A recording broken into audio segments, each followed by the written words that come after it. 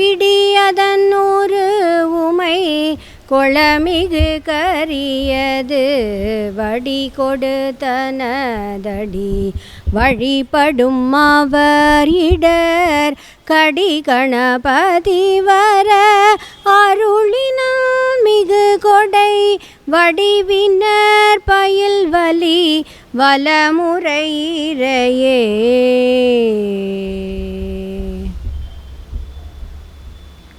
பூழியர்கோன் வெப்பொழித்த புகழியர்கோன் கழல் போற்றி ஆழிமிசை கல்மிதப்பில் அணைந்த பிரானடி போற்றி வாழி திருநாவலூர்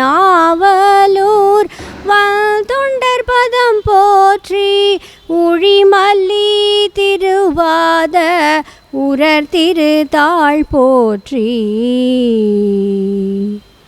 நால்வர் பொற்தாள்களையும் வணங்கி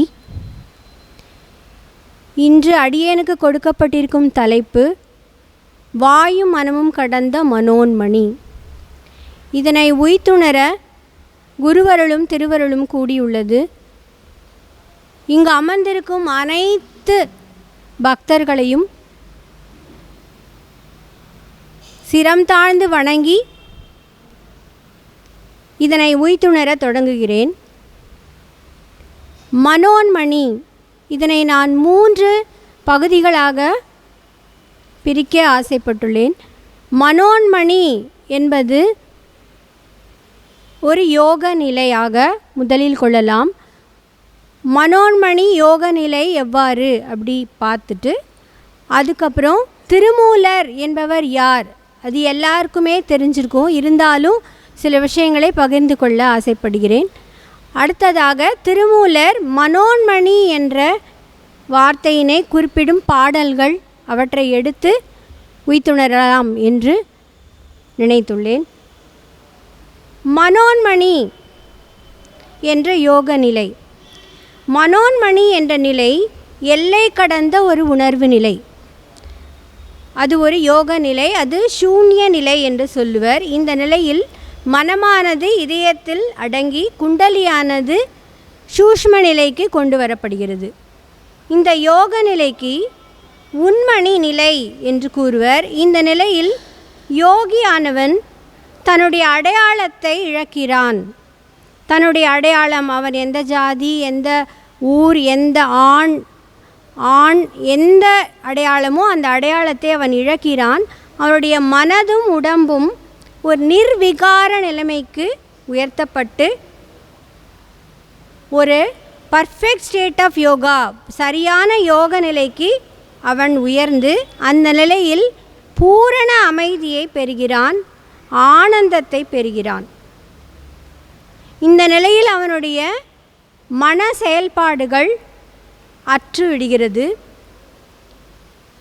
அவனுடைய கர்மா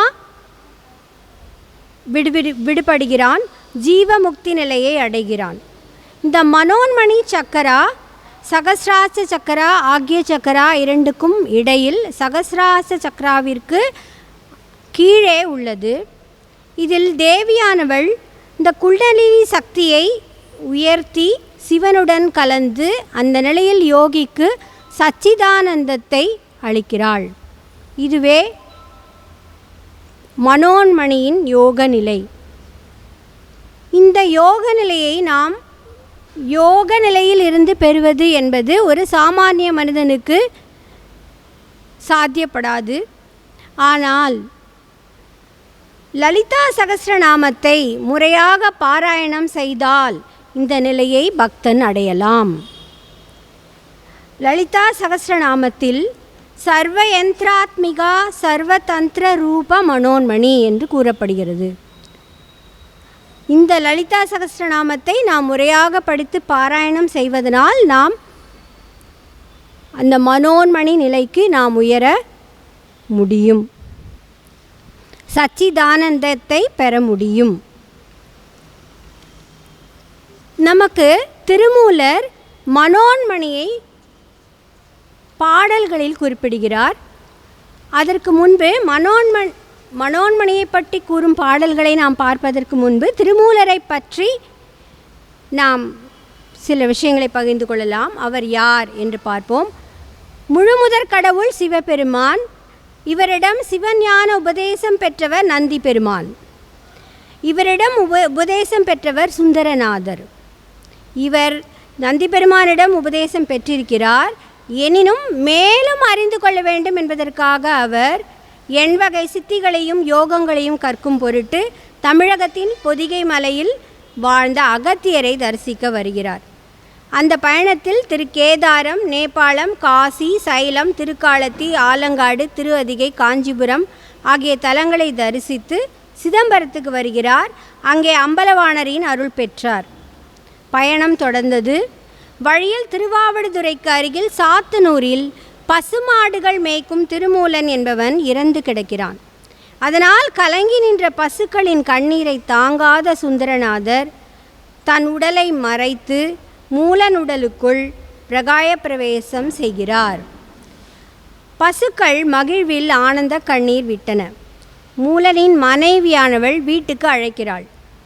ஆனால் திருவாவடுதுறை கோயிலில் போதி மரமாகிய அரச மரத்தின் கீழ் ஐம்புலனை அடக்கி தவ நெறியில் யோகியாக அமர்ந்தார் மூலனாகிய சுந்தரநாதர். தவராஜ யோகியாகி மௌனம் காத்தார். ஆண்டுக்கு ஒரு பாடலாக 3000 தமிழ் சாத்திரம் பாடி கடவுளுடன் கலந்தார். இவரது வரலாற்றை 28 பாடல்களில் பெரிய புராணத்தில் அழகாக பாடியுள்ளார் சேக்கிழார். சதாசிவன் வடமொழியில் 28 ஆகமங்களை உபதேசித்தார். அதில் முக்கியமான 9 ஆகமங்களை திருமூலர் தன் தவ ஆற்றலால் உணர்ந்து தமிழில் 3000 பாடல்களாக பாடினார். 10ஆம் திருமுறையாக இது போற்றப்படுகிறது. 3000 ஆண்டுகளுக்கு முன் இது எழுதப்பட்டாலும் கிபி 600 தமிழில் எழுந்த முதல் சைவ தமிழ் நூலாக போற்றப்படுகிறது.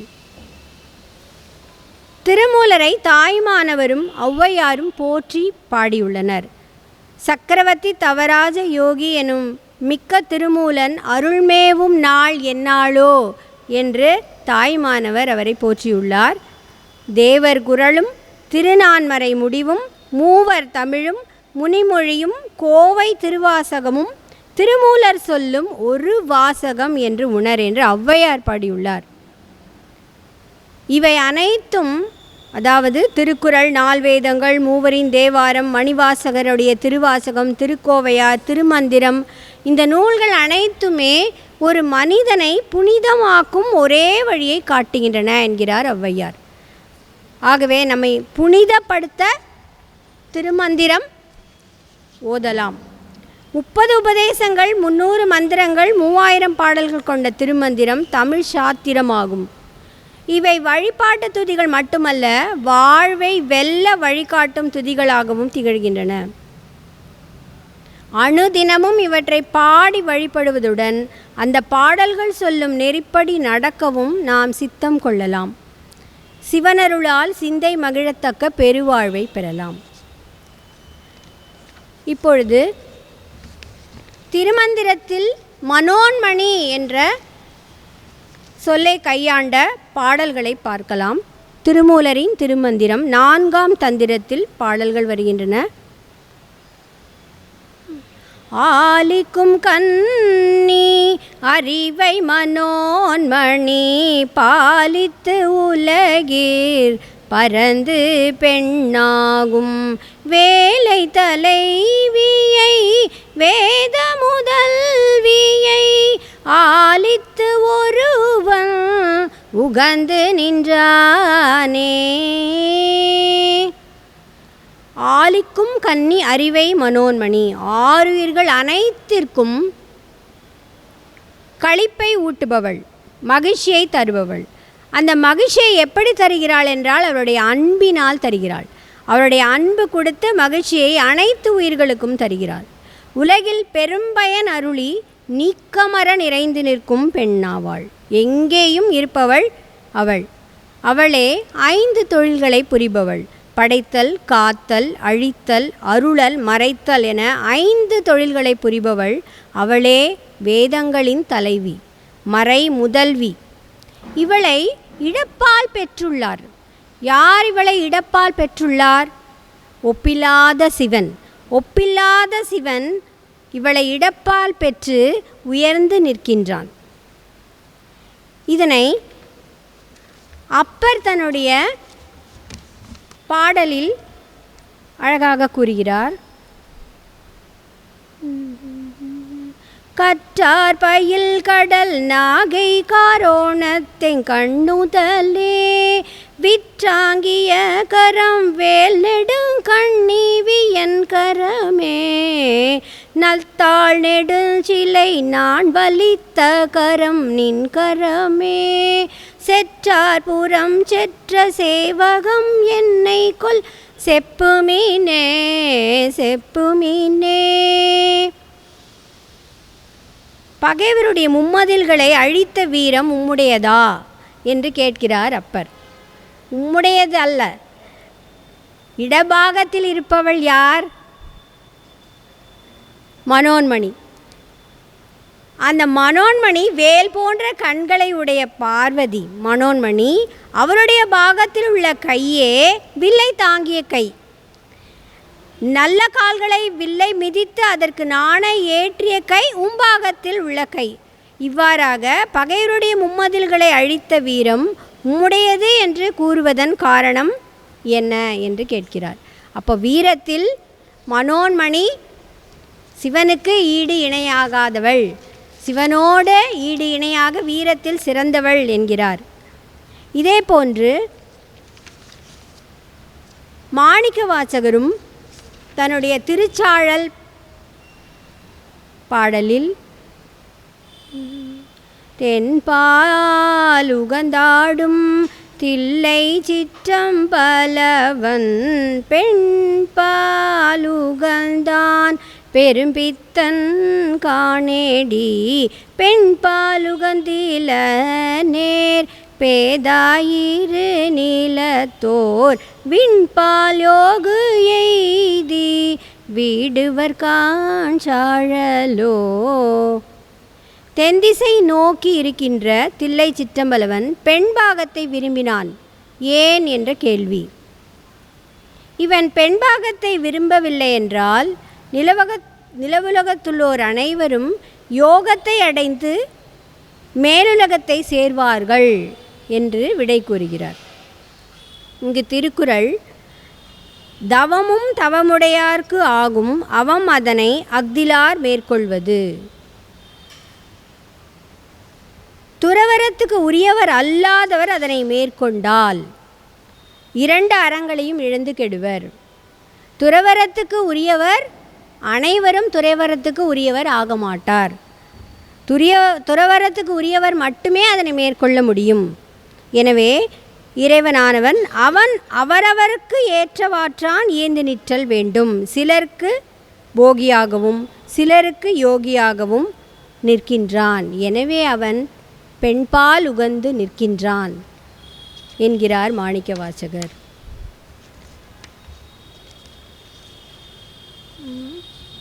சொல்ல ஒண்ணாத அழற்பொதி மண்டலம் செல்ல ஒண்ணாது திகை தங்கிருப்பர்கள் வெல்ல ஒண்ணாத வினைத்தனி நாயகி மல்ல ஒண்ணாத மனோன்மணிதானே. வெல்ல ஒண்ணாத வினைத்தனி நாயகி. எதனை வெல்ல முடியாது? அவளுடைய மறைத்தல் தொழிலை வெல்ல முடியாது. மறைத்தல் தொழில் என்பது உயிர்கள் அனைத்துமே இறைவனை காண முடியாது. காண முடியாமல் ஆணவ மலத்தினால் மறைக்கப்பட்டு இருக்கின்றன. அந்த மறைத்தல் தொழிலை செய்பவள் மனோன்மணி ஆவாள். அவளை அத்தொழிலில் வெல்ல முடியாது. ஆனால் நாளடைவில் இந்த உயிர்கள் இறைவனை நாடி செல்லும் தன்மையை கொள்கின்றன. அப்படி இறைவனை நாடி செல்லும் போது அருளல் தன்மையையும் அவள் செய்கிறாள். அருளல் தொழிலுக்கு அவள் ஈர்த்து கொண்டு வருகிறாள் உயிர்களை. எனவே அவள் வெல்ல ஒண்ணாத வினைத்தனி நாயகி. இந்த வினையை அவளை தவிர, அவள் சரணங்களை பிடித்தால் தவிர அந்த மறைத்தல் தொழிலை நாம் வெல்லவே முடியாது என்கிறார் திருமூலர். பெற்றாள் பெருமை பெரிய மனோன்மணி நற்றாள் இறைவனே நற்பயனே என்பர் கற்றனறியும் கருத்தறிவார்கட்கு பொற்றாள் உலகம் புகழ் தனியாமே. அனைத்து திரு ஆற்றல்களும் முதன்மையாக பெற்றவள் மனோன்மணி. அவளே அனைத்து பெருமைகளும் பெற்றவள். அவள் இறைவனின் திருவடியோடு சேர்ந்த அவளுடைய திருவடியை நாம் வணங்குவதே நாம் கற்ற கல்வியின் பயன் என்பதை உணர்ந்தவர்களுக்கு அவளுடைய திருவடியாகிய விழிப்பேற்றினை எளிதாக அளிப்பாள். கற்ற கல்வியின் பயன் அவளை தொழுவதே என்பதை உணர்ந்த உயிர்களுக்கு அவள் தன்னுடைய திருவடியை எளிதாக தருவாள். கற்றதனால் ஆய பயன் என்கொல் வாலறிவன் நற்றாள் தொழார் எனின். கற்றுவிட்டால் போதாது, அதனுடைய பயன் வாலறிவனுடைய திருத்தாள்களை தொழுவதே ஆகும் என்பதை உணர்ந்தவர்களுக்கு அவள் உண்டு. அவள் தன்னுடைய திருவடிப்பேற்றினை எளிதாக அருளுகிறாள். மார்க்கங்கள் ஈன்ற மனோன்மணி மங்களி யார்க்கும் அறிவறியாளவளாகும். வாக்கும் மனமும் மருவி ஒன்றாய்விட்ட நோக்கும் பெருமைக்கு நுண்ணறிவாமே. மார்க்கங்கள் ஈன்ற மனோன்மணி. யாருக்கு மார்க்கங்கள்? உயிர்கள் அனைத்துக்கும் மார்க்கங்களை அவளே வகுத்து கொடுக்கிறாள். ஒவ்வொரு உயிருக்கும் தனித்தனியான மார்க்கங்கள், அத்தனை மார்க்கங்களையும் வகுத்து தருபவள் மனோன்மணி.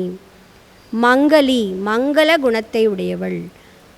அவளை யாராலும் அறிவறிய முடியாது. அறிவொண்ணாதவள். அறிவால் அவளை அறிந்து கொள்வது என்பது முடியாத காரியம்.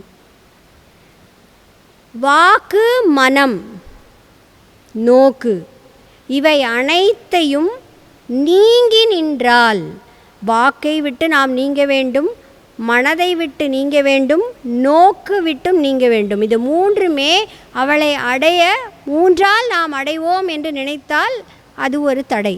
வாக்கு, மனம், நோக்கு அனைத்தையும் நீங்கிய பெருமை உடையவர்களுக்கு அவள் நுண்ணறிவாக தெரிவாள், நுண்ணறிவாக விளங்குவாள் என்கிறார் திருமூலர். இதுவ பெருந்தகை எம்பெருமானும் பொதுவ கல்வியும் போகமுமாகி மதுவ குழலி மனோன்மணி மங்கை அதுவ கல்வியுள் ஆயுழி போகமே. சக்தியும் சிவனும் சேர்ந்த காட்சி. கல்வியும் அதன் பயனுமாக இருவரும் பொருந்தி இருக்கின்றனர். தேன் நிறைந்த மலர் சூடிய மனோன்மணி ஆருயிர்கள் கற்கும் கல்வியின் அதன் பயனுமாய் இருவரும் சேர்ந்து நிற்பர். ஒருவரை ஒருவர் பிரியாமல் இருவரும் சேர்ந்து, மனோன்மணியும் சிவனும் சேர்ந்து பொருந்தி இருக்கின்றனர். எதைப்போல? கல்வியும் அதன் பயனும் போல இருக்கின்றனர். அம்மனை அம்மை அறிவை மனோன்மணி செம்மனை செய்து திருமங்கையாய் நிற்கும். இம்மனை செய்த இந்நிலமங்கையும் அம்மனையாகி அமர்ந்து நின்றாளே. உச்சி வீட்டுக்குரிய அம்மை மனோன்மணி, சகசிர தளத்துக்கு உரியவள். அவளே செம்பொருள் திருவடியின் உரையுளைச் செய்து திருமங்கையாய் நிற்பவள். அவள் இந்த உடலை நமக்கு தந்தவள். இந்த உடலுக்கு உரியவள் மனோன்மணி. அதனால் அவளுக்கு நிலமடந்தை என்று மற்றொரு பெயர் உண்டு. அவளே அழகிய அன்னையாய் ஆதியாய் யாண்டும் பொருந்தி நின்றனள். இந்த ஓருடம்பிலே நாம் பிறப்பற முயலுதல் வேண்டும். வேறு பிறப்பெடுக்கும் நோக்கம் கொண்டவர்களை பிறன்மனை நோக்கும் பேதையர் என்கிறார். வேறு பிறப்பெடுக்க நோக்கமே வேண்டாம். இந்த பிறவியில் இந்த உடலை அவளே கொடுத்தாள். இந்த பிறவியிலேயே இந்த உடலை பிறப்பற முயலுதல் வேண்டும். இதனை திருநாவுக்கரசர் ஒரு பாட்டில் அழகாக கூறுகிறார். துறக்கப்படாத இவ்வுடலை துறந்து வெண் தூதுவரோ இறப்பன் இறந்தால் இரு விசும்பேறுவன் ஏறி வந்து பிறப்பன் பிறந்தால் பிறையணி வார்சடை பிஞகன் பேர் மரப்பன் கொலோ எந்தன் உள்ளம் கிடந்து மருகிடுமே மருகிடுமே மருகிடுமே. எதற்காக உள்ளம் கிடந்து மருகுகிறது? இந்த உடலை துறந்து இறப்பன் இறந்தால் இருவிசும்பேறி போவோம். திரும்பவும் வந்து பிறந்தால் பிறையணி வார்சடை பிஞகனை மறக்காமல் இருப்பேனோ என்பது தெரியாது. அதனால் இந்த பிறவியிலேயே நாம் மறக்காமல் இருக்கும்போதே நாம் நம்ம உடம்பை பிறப்பற முயலுதல் வேண்டும். திரும்பவும் பிறந்தால் உன்னை மறக்காமல் இருப்பேனோ என்று அவர் மருகி பாடுகிறார். கிடந்து மருகுகிறது என் உள்ளம் என்கிறார் திருநாவுக்கரசர். ஆகிய கோதண்ட தாகு மனோன்மணி ஆகிய 50 அடங்கிடும் ஆகும் பராபரையோட பறையவள் ஆகும் அவள் ஐங்கருமத்தள் தானே. மனோன்மணியானவள் 5 தொழில்களுக்கு உரியவளாவாள். படைத்தல், காத்தல், அழித்தல், மறைத்தல், அருளல் என்ற 5 தொழில்களுக்கும் உரியவளாவாள். நம் உடம்பிலிருந்து வெளிப்படும் சப்தமானது சக்கரங்களின் வழியே வரும் சப்தங்கள் 51 அட்சரங்கள். இந்த 51 அட்சரங்களுக்குள் அடங்குபவள் மனோன்மணி. மூலாதார எழுத்துக்கள் 4, சுவாதிட்டான எழுத்துக்கள் 6, மணிப்பூரக எழுத்துக்கள் 10, அநாகதம் வழியாக வெளிப்படும் எழுத்துக்கள் 12, விசுத்தி வழியாக வெளிப்படும் எழுத்துக்கள் 16, ஆக்கினை வழியாக வெளிப்படும் எழுத்துக்கள் 2, சகசிரதளம் வழியாக வரும் எழுத்து 1. இவ்வாறு 51 எழுத்துக்களுக்குள் அடங்குபவள் மனோன்மணி. இப்பொழுது நாம் தலைப்பிற்கு வருகிறோம். வாயும் மனமும் கடந்த மனோன்மணி பேயும் கணமும் பெரிதுடை பெண் பிள்ளை ஆயும் அறிவும் கடந்த அரனுக்கு தாயும் மகளும் நல் தாரமுமாமே. வாயும் மனமும் கடந்த மனோன்மணி. வாயும் மனமும் கடந்த மனோன்மணி. இந்த உலகத்தில் உள்ள ஜீவன்கள் தன்னுடைய ஜீவனை அடக்குவதால், மனதை கடப்பதால் அவளை அடைய முடியாது. தவத்தாலும் தியானத்தாலும் அவளை அடைய முடியாது. பேயும் கணமும் பெரிதுடை பெண் பிள்ளை. பேயும் பூத கணங்களும் அவளை திருவடி சேவை செய்கின்றன. ஏன் பேய் பூதகணம் என்று கூறுகிறார்கள் என்றால், பிறவாத நிலையில் உள்ள உயிர்கள் கூட அவளை போற்றுகின்றன. பிறந்த நாம் போற்றுவது பெரிதல்ல, பிறவாத நிலையில் உள்ள பேய்களும் பூதங்களும் கூட அவருடைய திருவடிகளை போற்றுகின்றனவாம். ஆயும் அறிவும் கடந்த அரனுக்கு மாற்றம் மனம் கழிய நின்ற மறையோனே என்று மாணிக்கவாசகர் கூறுகிறார். மனத்தாலும் வாக்காலும் அடைய முடியாத சிவபெருமான், யாவர்க்கும் அறிவொண்ணாத சிவபெருமான், அவனுக்கு தாயும் மகளும் நல் தாரமுமாக விளங்குகிறாள். தாயாகி அரனுக்கு தாய், சக்தி தத்துவத்தினின்று சதாக்கிய தத்துவம் தோன்றுவதால் தாயாகிறாள். சிவ தத்துவத்திலிருந்து சக்தி தத்துவம் தோன்றுவதால் சிவத்துக்கு மகளாகிறாள். ஆதி சக்தியாகிய நின்று சக்தி தத்துவத்தில் சதாசிவனோடு தாரமாக சேர்ந்து பல உயிர்களும் தோன்றுவதற்கு ஏதுவாயிருத்தலால் தாரமாயும் நிற்கிறாள். இதே கருத்தை மாணிக்கவாசகர் திருப்பொற்சுண்ணத்தில் குறிப்பிடுகிறார். மின்னிடை செந்துவர் வாய் கருங்கண் வெண்ணகை பண்ணமர் மென்மொழியீர் என்னுடை ஆரமுதன் எங்கள் அப்பன் எம்பெருமான் இமவான் மகட்கு தன்னுடை கேள்வன் மகன் தகப்பன் தமையன் எம் ஐயன் தாள்கள் பாடி பொன்னுடை பூண்முலை மங்கை நல்லீர் பொற்றிரு சுண்ணம் இடித்தும் நாமே. என்னுடைய அமுதம் போன்றவனும் எங்கள் அப்பனும் எம்பெருமானும் மலையரசன் மகளாகிய பார்வதிக்கு அவளை உடைய நாயகன். அவளை உடைய நாயகன் என்றால் அவனுக்கு தாரமான மகனும் தந்தையும் முன் பிறந்தானுமாகிய எங்களது கடவுள். அவரது திருவடிகளை பாடி பொன் போலும் அழகிய வாசனை பொடியை நாம் இடிப்போம் என்கிறார். ஆக அரனுக்கு தாயாகவும் மகளாகவும் நல்ல தாரமாகவும் விளங்குபவள் மனோன்மணி. ஒரு பெண்ணானவள் ஒரு கட்டத்தில் கணவனுக்கு தாயாகிறாள், அவனுக்கே குழந்தையாகவும் ஆகிறாள். அதுவே உண்மை. அது அந்த நிலையை உணர்த்துகிறது இந்த பாடல். இதை தொகுத்தோம் என்றால் முதல் பாடலில் இடப்பாகத்தில் வீற்றிருக்கிறாள் மனோன்மணி. மறைத்தல் தொழிலை செய்கிறாள். மறைத்தல் என்பது உயிர்களை ஆணவ மலத்தில் மறைத்து இறைவனை காண முடியாது. அவளே மறைக்கிறாள். நாளடைவில் அவ்வுயிர்கள் இறைவனை நாடி செல்லும் பொழுது அருள் கொடுத்து அவள் அவ்வுயிர்களை ஏற்றுக்கொள்கிறாள். கற்றதனால் அந்த பயனை அறிந்து கொண்டு வருபவர்களுக்கு அவள் தன் திருவடி விழுப்பேற்றினை கொடுக்கிறாள். அனைத்து உயிர்களுக்கும் மார்க்கங்கள் வழங்குகிறாள். நுண்ணறிவாகிறாள்.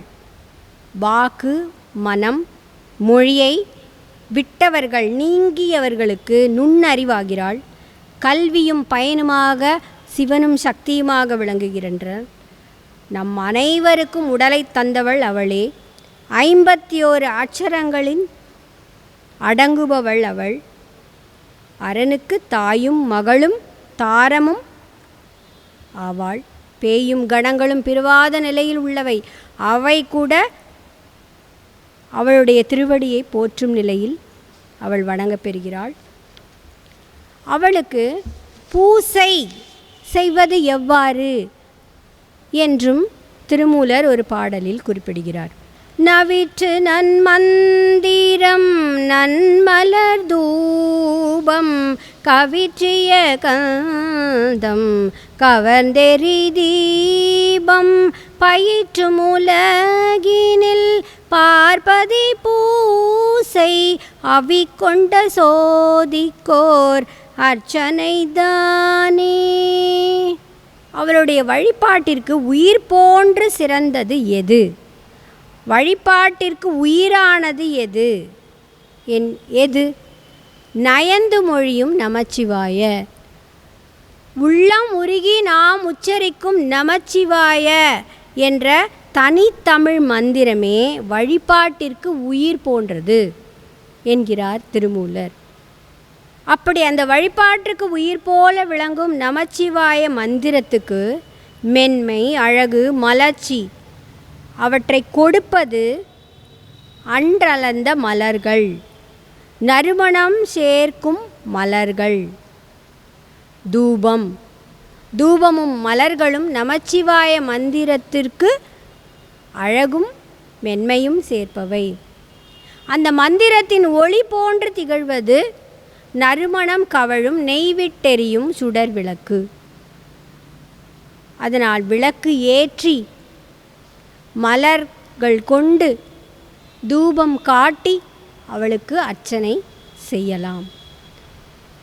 கொலைப்புலை நீத்தோரே அம்மையை தொழும் உலையா நிலை சேர் ஒன்குணத்தோர் ஆவர் என்கிறார். கொலைப்புலை நீத்திருக்க வேண்டும்.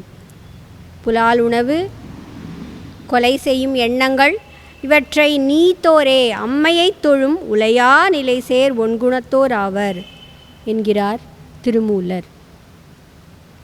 இவை அனைத்தும் காக்கும் மந்திரங்களாக கருதப்படுகின்றன. நாமை காக்கும் மந்திரங்கள். இவற்றால் நாம் அவளை காண முடியாது. இருந்தாலும் அவள் நம்மை காப்பதற்குரிய காப்பான மந்திரங்கள் இவை.